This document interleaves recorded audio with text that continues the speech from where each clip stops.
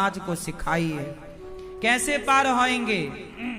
बोले राम नाम अवलंबन एकू, जो भगवान के नाम का आश्रय लेगा वो भव से पार हो जाएगा।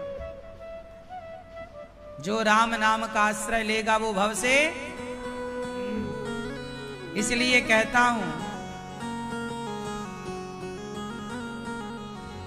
पार होना है तो प्रभु के नाम का आश्रय, कथाओं का आश्रय लो।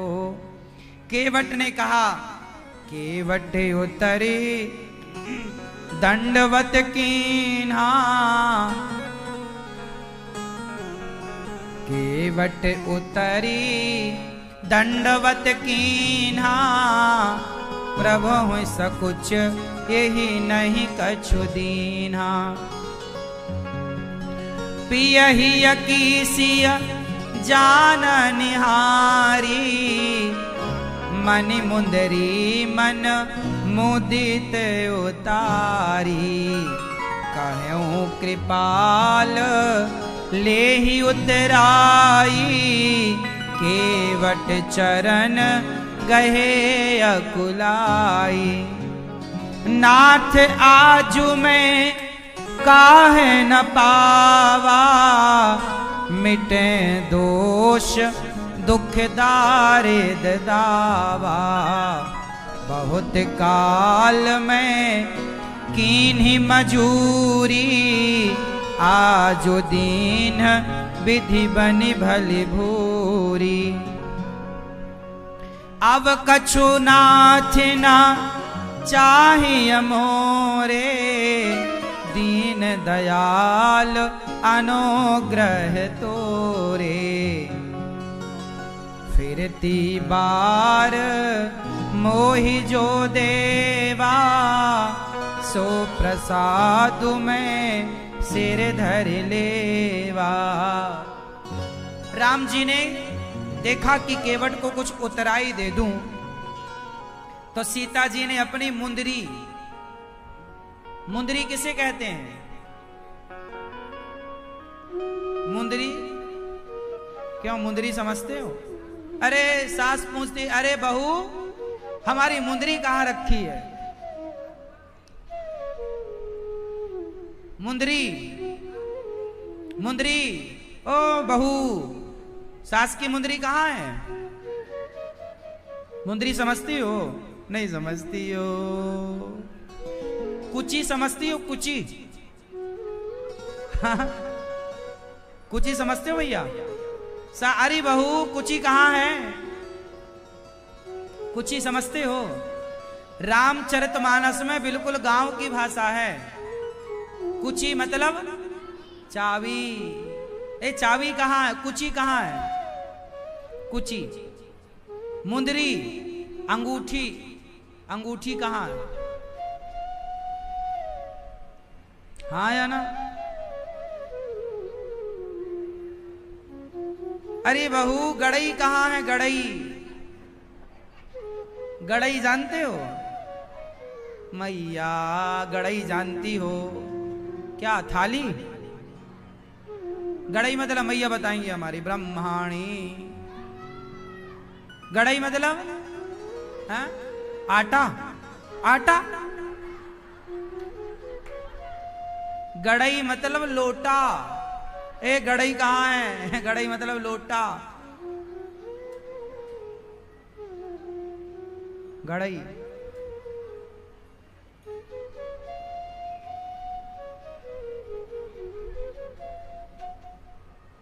झरिया मतलब जानती हो मैया? झरिया समझती हो मेरी माँ? नहीं, पूड़ी निकालने वाली होती ना, पूड़ी। गांव की भाषा बोलो झरिया। झारा की श्रीमती झरिया, झारा की पत्नी। गिलसिया छोटी गिलास।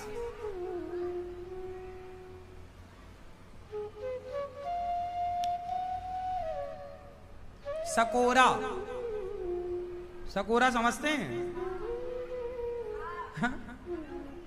सकोरा। चलो छोड़ो, अठमाई बताओ क्या है? अठमाई। ये भैया बताएंगे पीले। अठमाई मतलब क्यों अखिलेश? अठमाई समझते हो? अठमाई समझते हो क्या होता है? भगवान देवी देवताओं के लिए छोटी छोटी पूड़ी बना देती थी मैया, वो अठमाई कहलाती गांव की भाषा में। चलो 4 अठमाई बना दो भगवान के लिए। हाँ इतने इतने से अठमाई। सबकी अपनी अपनी भाषा, आपकी अलग होगी।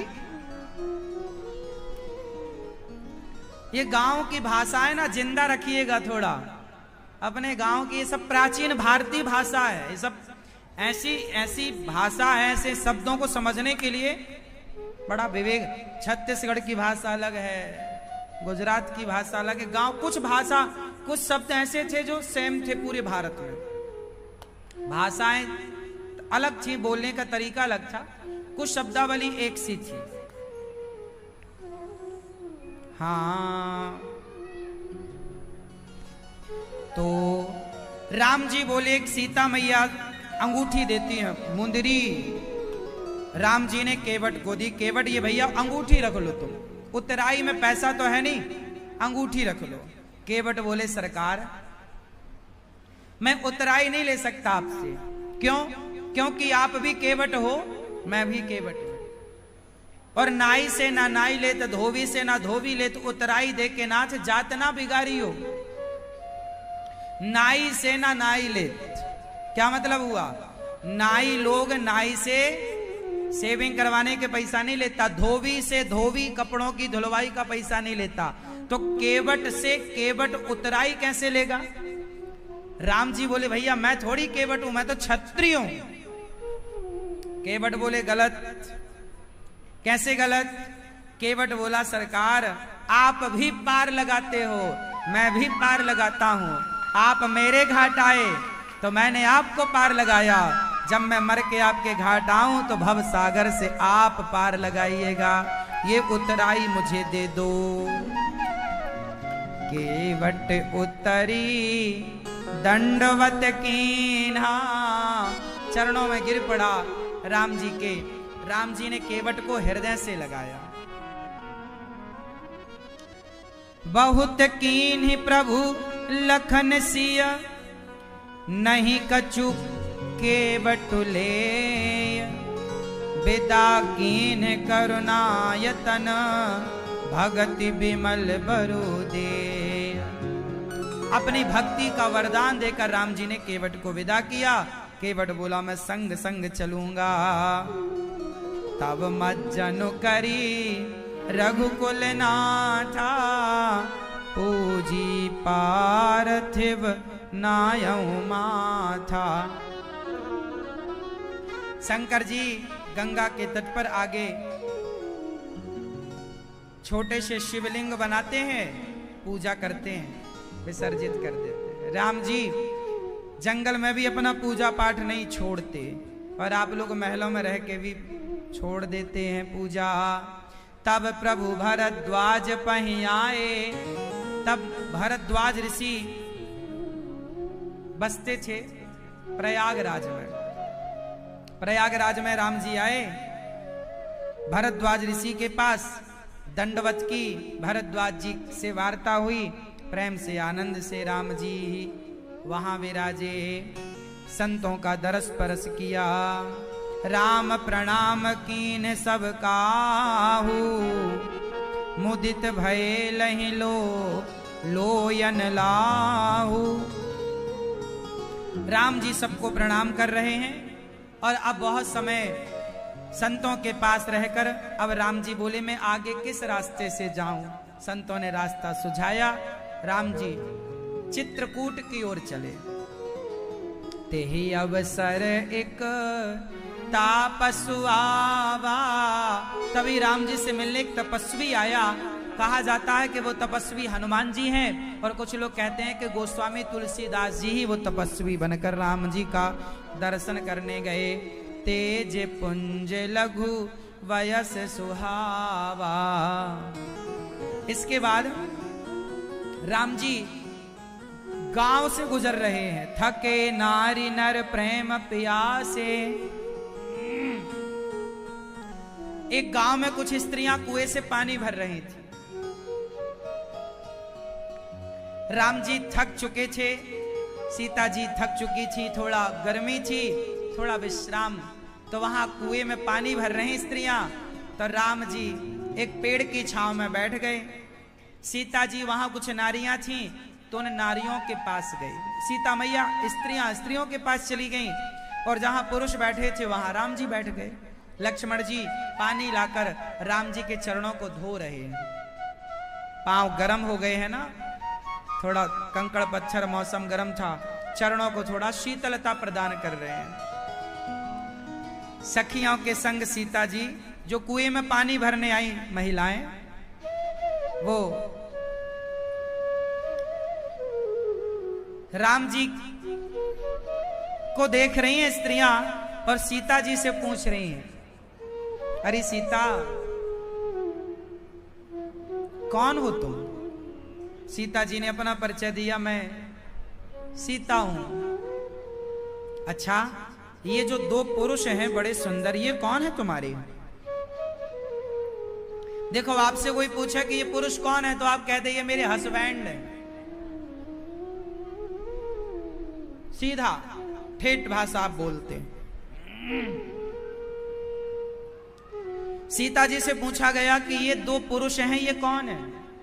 तो सीता मैया ने कहा कि वो जो गोरे से है ना, गोरे, वो मेरे देवर हैं। गोरे कौन? गोरे कौन? लक्ष्मण जी। ये गोरे से है ना, ये मेरे देवर हैं। अच्छा, और वो कौन है जो सांवले से हैं? सीता जी बोली कि वो मेरे देवर जी के भाई हैं। अब समझ लो कि कौन है राम जी। मतलब पहले के ना शब्दों में मर्यादा थी। पहले के जमाने में ना शर्म थी। क्या थी? शर्म। अच्छा, शर्म होना चाहिए कि नहीं होना चाहिए? उत्तर दो, उत्तर दो। होना चाहिए, पर आज शर्म है क्या? कहां चली गई शर्म? शर्म भी बेचारी शर्म से मर गई। शर्म भी शर्म से मर गई। हाँ, पहले शर्म थी।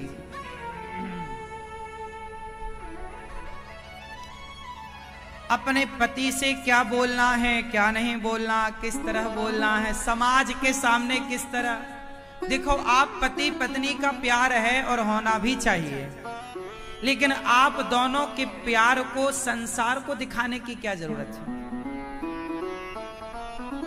क्यों?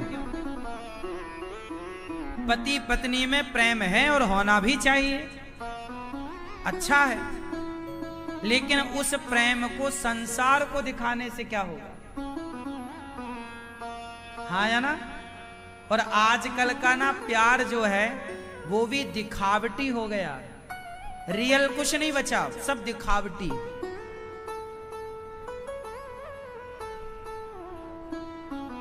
हाँ या ना? आजकल लड़के लोग घुटने टेक के गुलाब का फूल देते हैं। बहुत प्यार करते हैं तुमको,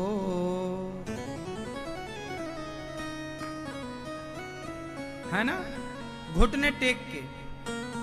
आपका प्यार है, आप प्यार का इजहार कर रहे हैं, बुरा नहीं है, कोई आपत्ति नहीं है किसी को, पर ये प्रेम संसार को, समाज को दिखाना क्यों है? सवाल ये है। आपकी मां आपसे कितना प्यार करती है? आपकी मां आप बच्चों से कितना प्यार करती है? क्या उस माँ ने समाज को, संसार को दिखाया कि मैं बेटे से कितना प्यार करती हूं? बोलो। जरूरी नहीं है कि प्रेम को दिखाया जाए।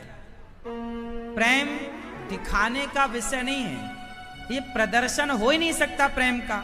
जो प्रदर्शन है वो प्रेम नहीं, वो पाखंड है। प्रेम में प्रदर्शन कहां हो सकता है? यदि है और आप उस प्रदर्शन को प्रेम कहते हैं तो वो प्रेम नहीं है, पाखंड है। क्यों? बात सही है।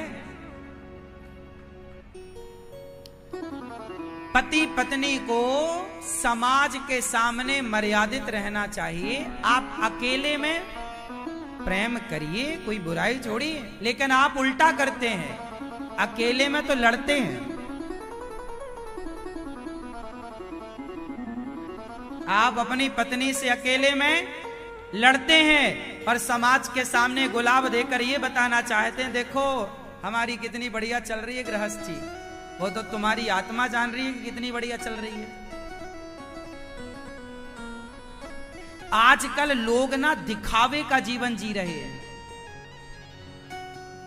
हाँ या ना? वो दिखते कुछ और हैं और होते, ये बात सही है या गलत है? सही है ना?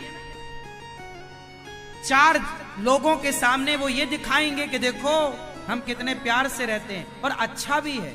चार लोगों के सामने आप ये दिखाएं, ठीक है, लेकिन आप अपनी आत्मा से पूछो कि जैसा आप चार लोगों के सामने हैं, क्या ऐसे अकेले रहते हो ना?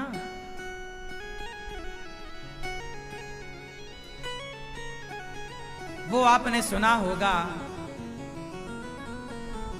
कि मेरे मन की या मैं जानूं या वो जाने। मेरे मन की या मैं जानूं, ये जो प्रेम है ना, ये तीसरे को जनाने की जरूरत नहीं है। या तो आप जाने या तो आपका पति जाने। तीसरे को क्या मतलब है? एक बात बताएं, दुनिया के सामने ज्यादा प्यार पति पत्नी का ना दिखाया करो, नजर लग जाती है।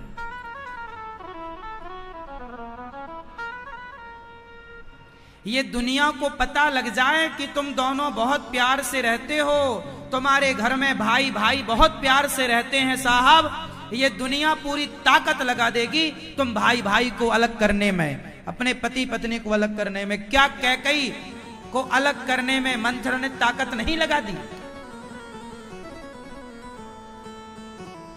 क्या सीता को राम से अलग करने में रावण ने ताकत नहीं लगा दी?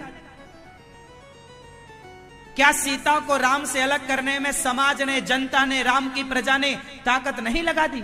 लग तो गई राम के प्रेम को नजर, हो तो गए अलग। सीता मां जब गर्भवती थी तब राम से दूर चली गई, हाँ या ना? इसलिए आप पति पत्नी में खूब प्यार हो, अच्छा है, होना चाहिए, पर संसार को दिखाना क्यों? ये दुनिया तो नजर लगाने बैठी। अब आप कह देंगे आज की साइंस की भाषा में, महाराज जी ये नजर बजर कुछ नहीं होती, तो मत मानो हमारी बात। हमारा तो धर्म है समझाना।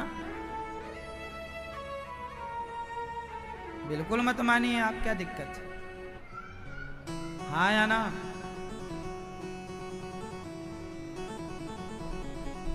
हमें तो जो सही लगता है वो आपसे कह देते हैं, मानो ना मानो मर्जी आपकी। आप बहुत समझदार बनिए, लोगों के हिसाब से ना चलो, अपने हिसाब से चलो। लोगों की सलाह पर ना चलो, अपनी समझदारी से चलो। लोगों की सलाह गलत भी हो सकती है। मंथरा की सलाह गलत थी, कैकई को सही लगा। शकुनी की सलाह गलत थी, दुर्योधन को सही लगा। हाँ या ना? कई बार हमें गलत चीज सही भी तो लग सकती है, हम गलत को सही मानकर चल भी तो सकते हैं। नुकसान किसका होगा? सलाह देने वाला तो चला गया, अब आप माने हो तो भोगना पड़ेगा। इसलिए बिना विचारे जो करें सो पाछे पछताएं, काम बिगाड़े आपनो जग में होत हंसाएं।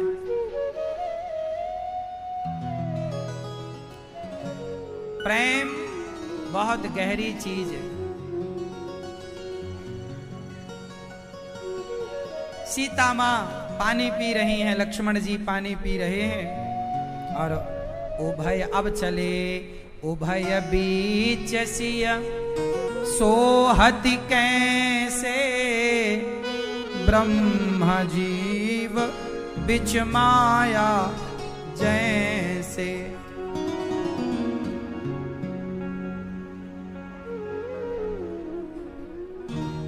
अब राम जी वाल्मीकि जी के आश्रम में पहुंचे। देखत बन सर शैल सुहाए, वाल्मीकि आश्रम प्रभु आए।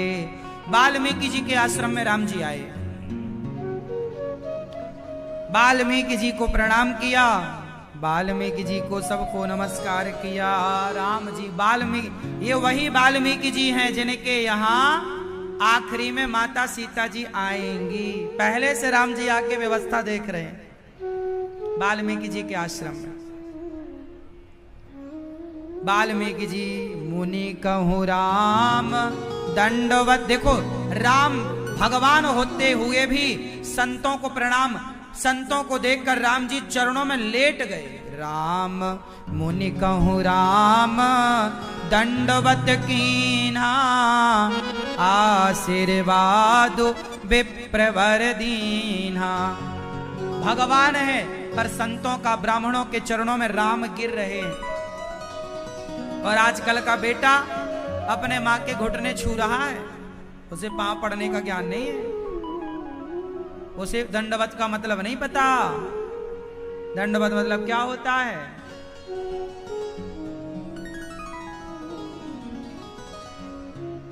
वाल्मीकि मन आनंद भारी, मंगल मूर्ति नयन निहारी। सोचिए, आज राम वाल्मीकि जी के आश्रम में आए हैं और राम का दर्शन कर रहे हैं। आज वाल्मीकि जी गदगद हो गए, तपस्या सफल हो गई, आहा हा, आनंद हो गया। अब बहुत वाल्मीकि जी ने स्वागत किया, जलपान कराया, फल फूल खिलाया, भोजन इत्यादि राम जी प्रेम से पा रहे हैं प्रसाद।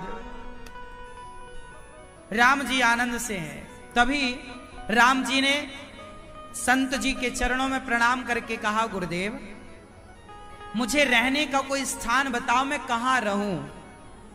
अब देखो, ये बहुत बढ़िया बात कही राम जी ने, हमें रहने का कोई स्थान बताओ। वाह! तो क्या बताया?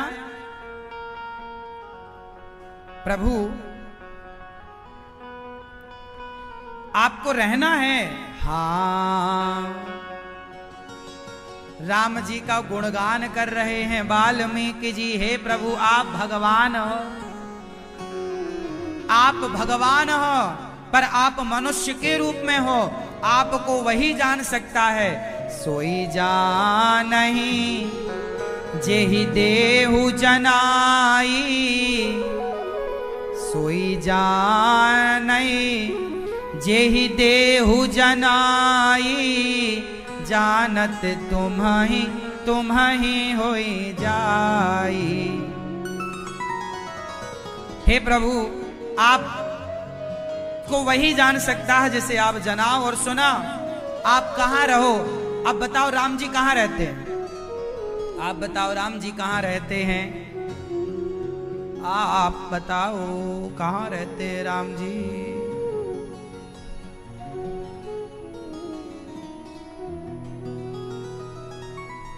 हाँ? क्यों बेटा, राम जी कहां रहते हैं? सुनो सुनहु राम अब कहूँ निकेता, जहाँ बसहूँ सिय लखन समय। अब मैं वो बात बता रहा हूं जहां आप रहो।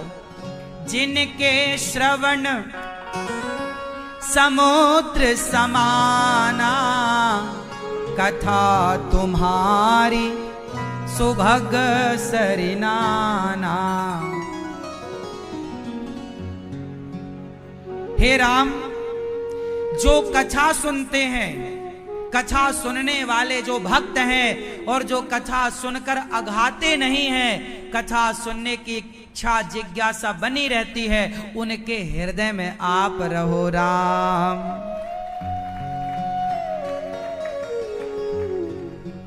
हे प्रभु, तुम्हें निवेदित भोजन करहीं, प्रभु प्रसाद पटभूषण धरहीं। जो सबसे पहले भोजन बनाकर सबसे पहले आपको भोग लगाते हो, जो सबसे पहले भोजन बनाकर किसी भूखे को भोजन कराते हो, उसके घर में, उसके मन मंदिर में जाके प्रभु आप रहो। जो सबको भोजन कराता हो, जो भोजन करने के पहले तुम ही निवेदित भोजन करहीं, जो आपको निवेदित करके भोजन करते हैं, जो पहले भक्तों को खिलाकर फिर खाते हैं, जिनके अंदर करुणा है, उनके हृदय में आप रहो। अच्छा बताओ, भगवान किसके अंदर है? जो किसी भूखे को भोजन कराता है, किसी प्यासे को पानी की व्यवस्था कराता है, ऐसे दया से भरे हृदय में मेरे राम का वास होता है। इसलिए आप भी गौरी गोपाल आश्रम में इसलिए तो अखंड भोजन बंटता है संतों को, आप सब भक्तों को। क्यों? मुझे पता है, मैंने अपने जीवन में एक बात जान ली है। मैं क्या जान गया हूं? सुनो, किसी को पता चल जाए कि वहां सोने की खदान है, तो फिर क्या वो गरीब रह सकता है? किसी को पता लग जाए कि वहां सोने की खदान है, तो क्या वो गरीब रह सकता है? जाएगा चुपके से सोना ले आएगा और आनंद से रहेगा। ऐसे मुझे भी एक कृपा की खदान का पता चला है। मुझे पता लग गया है कि भगवान की कृपा कैसे होगी। कैसे होगी? बोले, आप सब किसी भूखे प्यासे को भोजन कराना स्टार्ट कर दो, आप पर प्रभु की कृपा हो जाएगी। मुझे ये बात पता लग गई है। इसलिए गौरी गोपाल आश्रम में आपने देखा होगा, रोज सवेरे हजारों संत भोजन करते हैं। हाँ या ना? कल हमारे गौरी गोपाल भगवान का तीसरा प्राकट्योत्सव था, तो हमारे गौरी गोपाल भगवान ने भी कल मस्त 56 प्रसाद पाया। हमारे भगवान जी, हमारे भक्त भी प्रसाद पाओ। हम तो कहते हैं गौरी गोपाल में आओ तो आप भी भरपेट प्रसाद पाओ, और आप भी प्रसाद पाओ और हमारे भगवान भी 56 भोग पाए। तो गौरी गोपाल भगवान को कितने वर्ष हो गए? 3 वर्ष।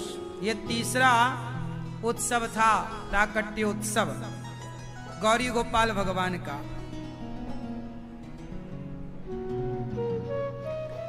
इस प्रकार का भोग लगाया गया।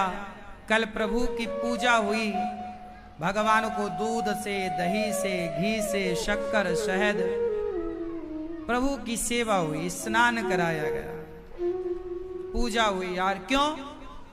ये सब भगवान का ही तो है। तो रामचरितमानस में लिखा, तुम ही निवेदित पहले भगवान को क्या करो, निवेदित करो।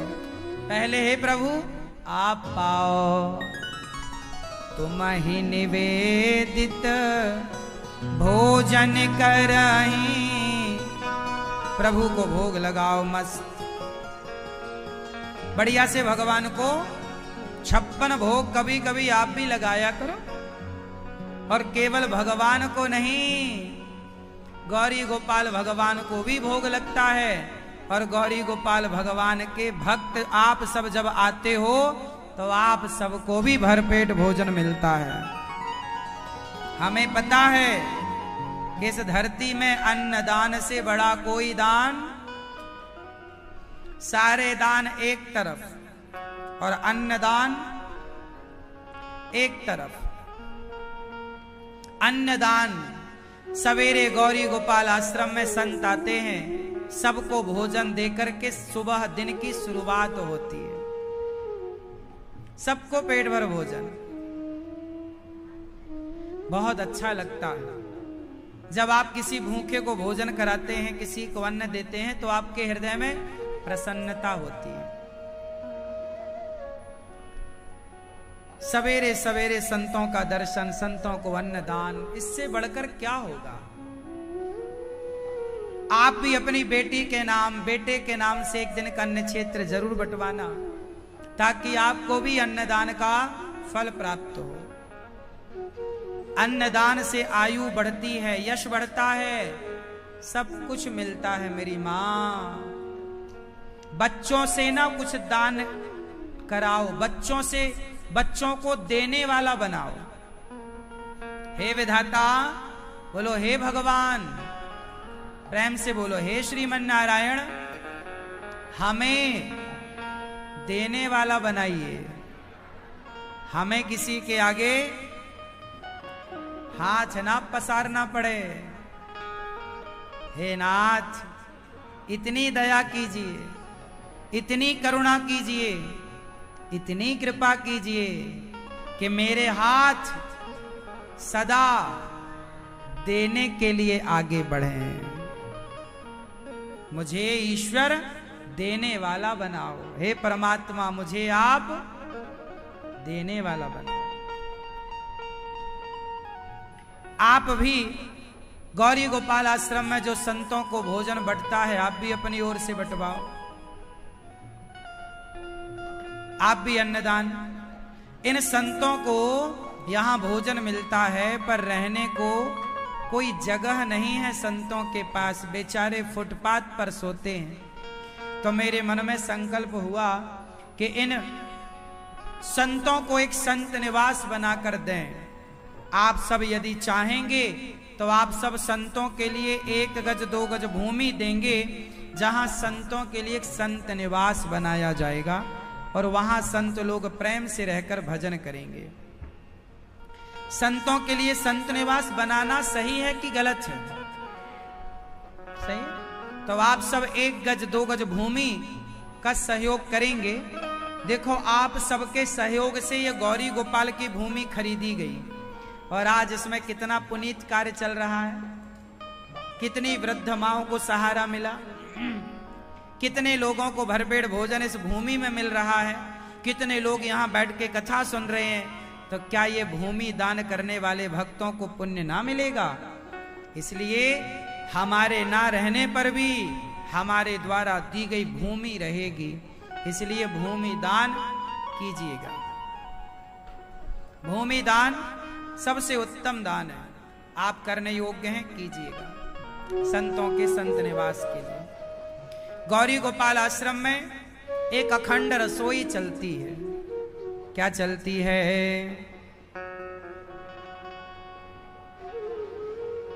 क्या चलती है भैया? रसोई।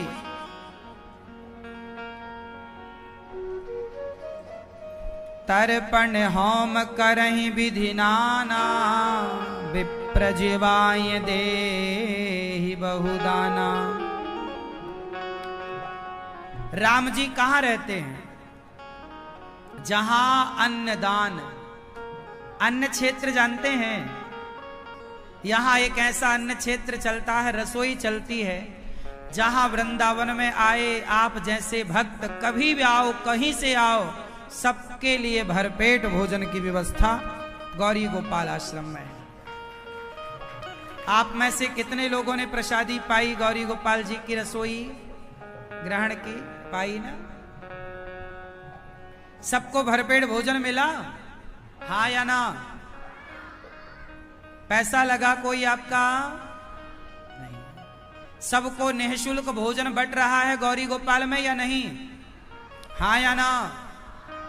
तो आप भी इस अन्नदान से अपने आप को क्यों नहीं जोड़ लेते? एक दिन की रसोई आप भी बंटवाओ कि आज हमारी ओर से संपूर्ण भक्तों को भोजन बांटा जाएगा, सबको पेट भर भोजन मिलेगा।